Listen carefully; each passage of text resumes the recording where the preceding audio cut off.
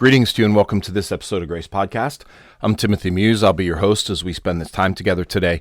It's a joy to be with you. I want to thank you for tuning in. I want to thank you for making this podcast a part of your journey. And I want to thank you for being on the journey, for walking through this, for having the courage to look into yourself and find those areas that need some energy, need some extra attention. There's nothing wrong with that. There's nothing wrong with you. When we find places in our lives that are deficient, that need a little extra focus, that doesn't mean that you're wrong. That doesn't mean that you're bad. That doesn't mean that you're failing. It just means that you're human. And being human, we give energy to some areas more than others, and we need to reflect and grow and change. So welcome aboard. Welcome to this podcast. Welcome to this journey and this process. I'm so happy for you. I'm so pleased that you are investing in you and that you are inviting me along for the ride. So thank you for being here and thank you for allowing me to do that with you. If this podcast is helpful, please share it out there. Put it out there on your social media feeds. I post on LinkedIn, X, Instagram, and Facebook. If you follow me or the life coaching on any one of those feeds, you're going to see these episodes. So share them out there. Put them out there on your social media feeds. If you want to tag me in them, I'd love to see where you are. If you're on one of the listening platforms, Spotify, iHeartRadio, or Amazon Music, then follow us, give us a rating and review. Every positive rating and review tells the platform people are listening, and you'll get notification when a new episode comes out. And if you want to reach out to me directly, GraceLifeCoaching.com is the website. I truly would love to hear from you. GraceLifeCoaching.com, that's where you can find me. So today, I want to move deeper into this series on the power of rest. We've started this, we've discovered that rest isn't laziness, we've explored the science behind our bodies and brains needing recovery. We've learned that there are many different kinds of rest: physical, mental, emotional, social, sensory, creative, and spiritual. They all play an important role in helping us live healthy, balanced lives. Today, I want to talk about something that might be even more important, that really needs some attention. If rest is so good for us, why is it so hard? Why do so many people feel guilty when we sit down? Why do we check our phones while we're relaxing? I'm air quoting relaxing. Why do we finish one task only to immediately look for another? Why do we feel anxious when our calendars have empty space? The truth is, for many of us, the biggest obstacle to rest isn't a lack of time. It's the story we tell ourselves. So I want to uncover those stories. I want to dig into that a little bit and maybe help you to recognize what is keeping you from having that true and important rest. Let's start off by thinking about the messages that we are fed every day. Rise and grind, no days off. You can sleep when you're dead. Hustle harder, outwork everyone. From social media to advertisements, from workplace culture to television, we are constantly reminded that success belongs to the busiest people. We admire people who answer emails at midnight. We celebrate 80-hour work weeks. We praise people who never take vacations. And when someone says they're exhausted, we often respond with admiration rather than concern. Somewhere along the way, exhaustion became a status symbol. If you're tired, you must be important. If you're overwhelmed, you must be successful. But think about that for a moment. When did burnout become something to be bragging about? Imagine if you treated your car that way. I'm driving 50,000 miles without changing the oil. No one would applaud that. They'd tell you you're damaging the engine. Yet we often celebrate the human equivalent. Our minds and bodies aren't machines, my friends. They're living systems that require maintenance. And ignoring that reality does not make us stronger. It makes us more fragile. So living into that constant productivity culture is damaging, even if it looks good from the outside, even if that's what people believe needs to happen. Living into that constant productivity culture is damaging. It is damaging to our systems and damaging to our lives. But why do we do that? Why do we live into that constant productivity culture?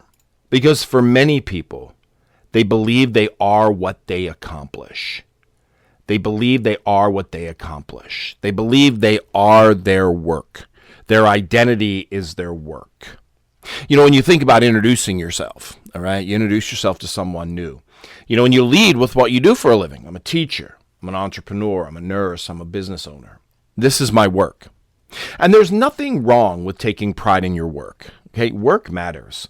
Purpose matters. Contribution matters. Work is important. We spend a lot of time doing it on a daily basis. The problem begins when our identity becomes completely tied to our work. Our identity becomes completely tied to our performance. All right? If your value depends on what you produce, then resting feels dangerous. Because if you're not producing, who are you? Now, that's a difficult question. If you're not producing, who are you? When your value depends on producing, then rest becomes dangerous. And when your identity is completely tied to your work, your performance, then your value comes in your production. So resting feels dangerous because if you're not producing, who are you?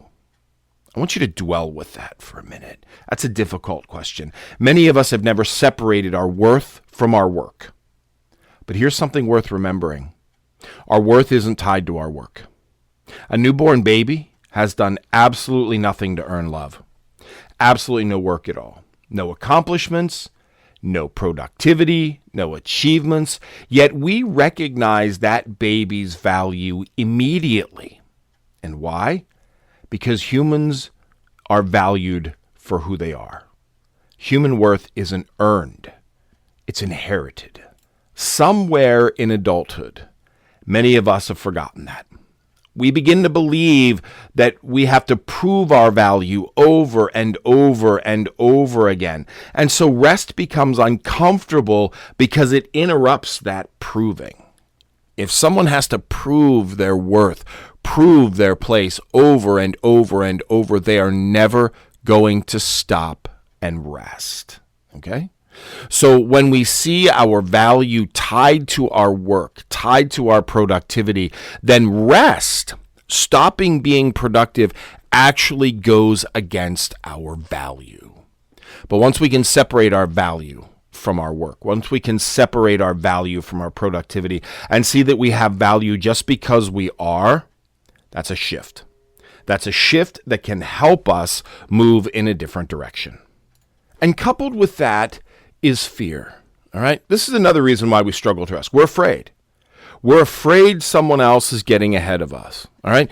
If our value is tied to our productivity, if our value is tied to our worth, then we're afraid that if we rest, someone else is going to get ahead of us.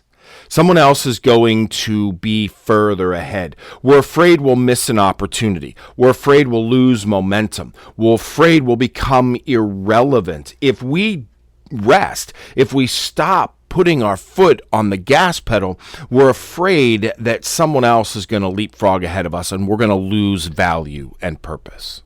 And modern tech has made that fear even louder. Social media and other advertisements have made that fear even louder. Every day we see someone launching a business, running a marathon, writing a book, buying a home, traveling the world, getting promoted, building something incredible, and quietly we begin to compare. Now, I've talked about this before. I've talked about that comparison culture before. I've talked about that quiet comparing and how that can damage us. You know, that statement that says, if they're doing all that, maybe I should be doing more. You see, comparison creates pressure. Pressure creates busyness. Busyness replaces rest. See what can happen. You know, like I said, I've talked about the comparison culture before many times, and it has so many different implications. Here, it creates a pressure. It creates a pressure to say, look, they're doing better than I am. They're doing more than I am. I need to be doing more. I need to stop sitting around here being lazy and rested. Remember, that goes back to that whole loop of that laziness. Rest is laziness. Look at so-and-so. They're not resting. They're creating. They're promoting. Okay? But here's the thing. Here's what the reality is around that comparison. Okay? Here's what the reality is. The reality is you see the end product, but you don't see the work that went behind it. All right? You don't see the sleepless nights. You don't see the anxiety, the sacrifice, the exhaustion, the failure. They only show the highlight reels. Okay? They only show the success, but you don't see the work that goes into it. You were never meant to compare your everyday life to someone else's best moments. That's only going to drive you into a place where you don't want to rest and you don't want to give up. You don't want to stop. When you're comparing your everyday life and everything that you have going on to it and your exhaustion to their highlight reel, to their best moments, you will always feel behind. You will always feel behind. And if you feel behind, what are you going to do? You're going to sacrifice the one thing that's going to bring you value, and that is rest, in order to work harder. Your journey is your own. Your place does not have to match anyone else's. The measure of success is not on someone else's shoulders. It is on your own. You measure your success. Nobody else does.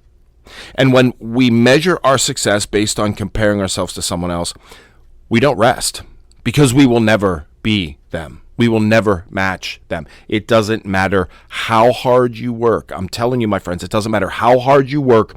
You will never be at the same level as someone else. Why? Because you're not them. You're you. This is your journey with all of your joys and all of your struggles and all of your pitfalls and all of your achievements. This is about you.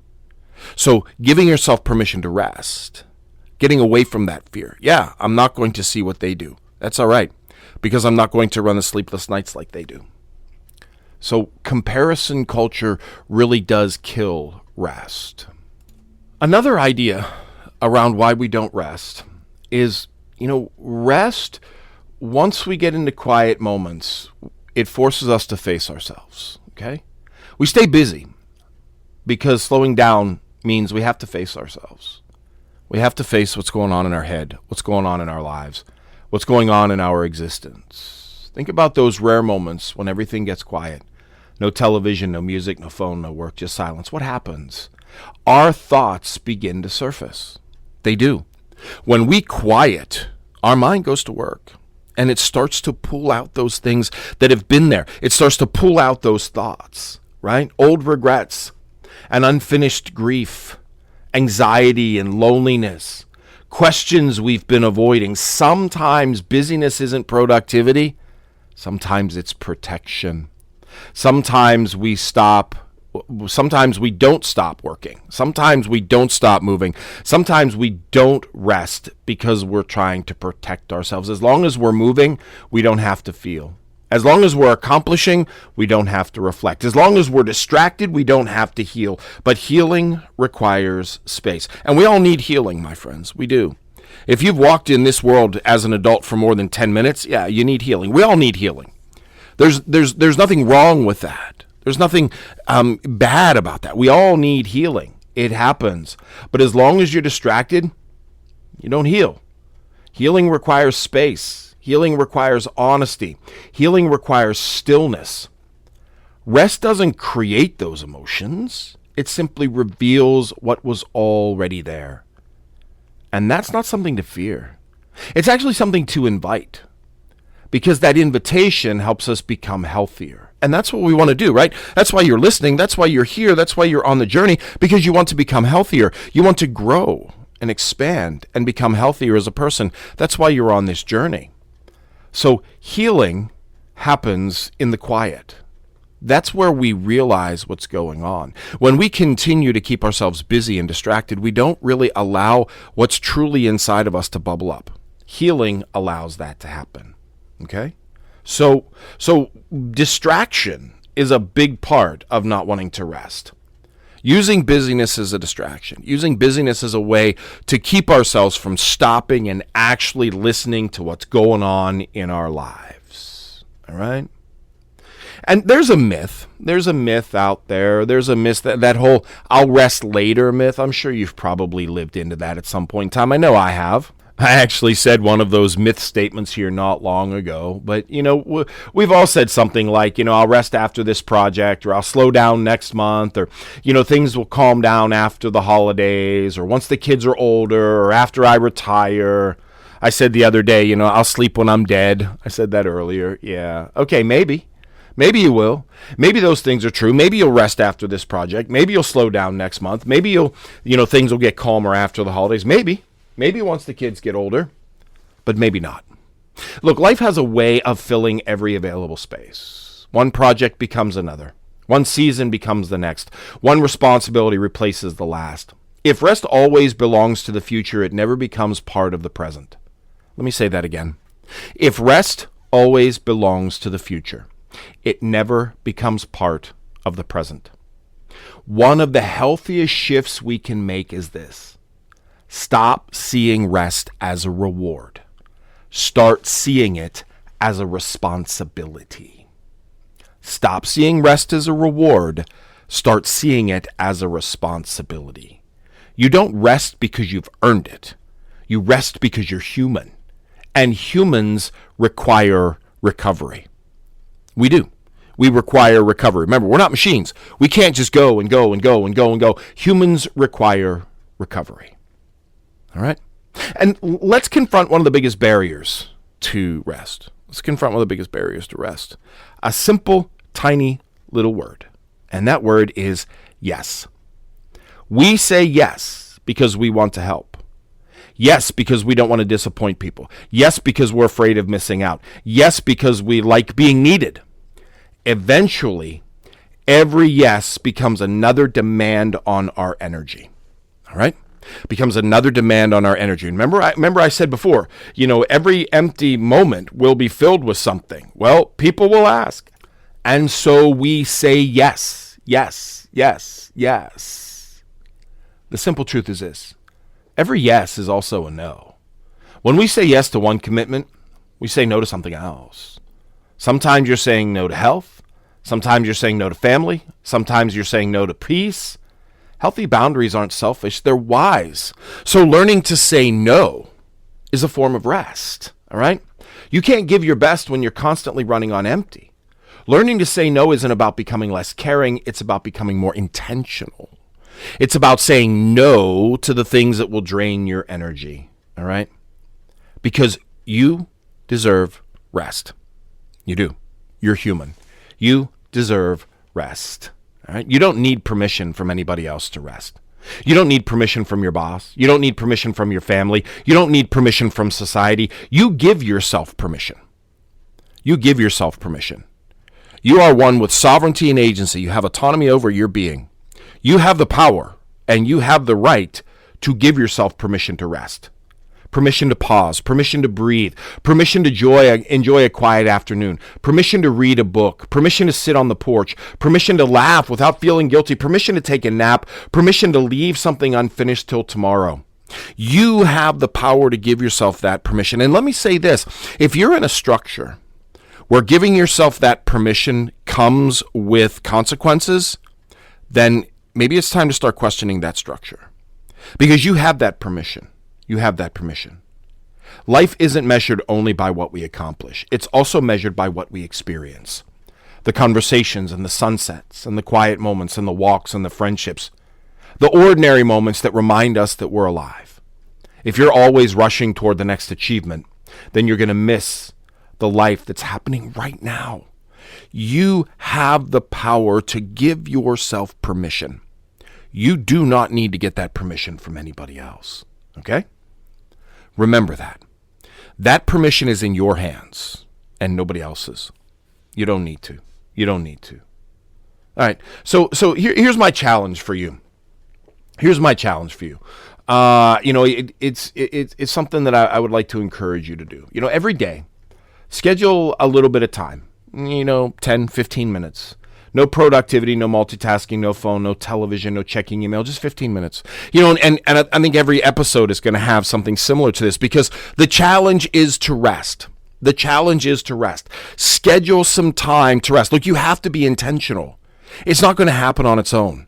The time isn't just going to bubble up to the surface. You have to be intentional. If you're not intentional, you will not rest. Okay? So schedule the time to rest. Schedule it out. Make it a part of your reality. Schedule it out. Take the walk. Watch the clouds. Listen to the birds. Take 15 minutes. Take the permission that you have, the power and the agency you have in your life to schedule some time for rest. 15 minutes. Drink a cup of coffee without doing anything. When your mind tells you you should be doing something, simply smile, take another breath, and remind yourself, this is something. You are doing something. Because caring for yourself is never wasted time. It never is. You are doing something. If you need to schedule it in your busy schedule, then schedule it. Put it on your calendar. 1:15 to 1:30 is my rest time. Make an appointment with yourself. That's what you have to do. That's what you have to do. All right? Make it a priority. Be intentional. Because many of us spend our lives trying to prove that we're enough. Enough success, enough work, enough achievement, enough productivity. But what if you're already enough, my friends? What if your value has never depended on how busy you are? What if rest isn't something you've earned, but something you were already meant to receive? Because it is. It is something you're already meant to receive. It's not something that you earn. It's not something that you get at the end of the day. It's part of life. So be gentle with yourself, all right? Notice the stories that make rest feel uncomfortable. Question them, challenge them, and remember, you don't become more valuable by becoming more exhausted. You become more available to yourself and others when you choose to live from a place of renewal. That's what I got for you for today, my friends. If it's helpful, please share it out there. Put it out there on your social media feeds. I post on LinkedIn, X, Instagram, and Facebook. If you follow me or the life coaching on any one of those feeds, you're going to see these episodes. If you want to reach out to me directly, gracelifecoaching.com is the website. I would love to hear from you. At Grace Life Coaching, we want you to be the best you.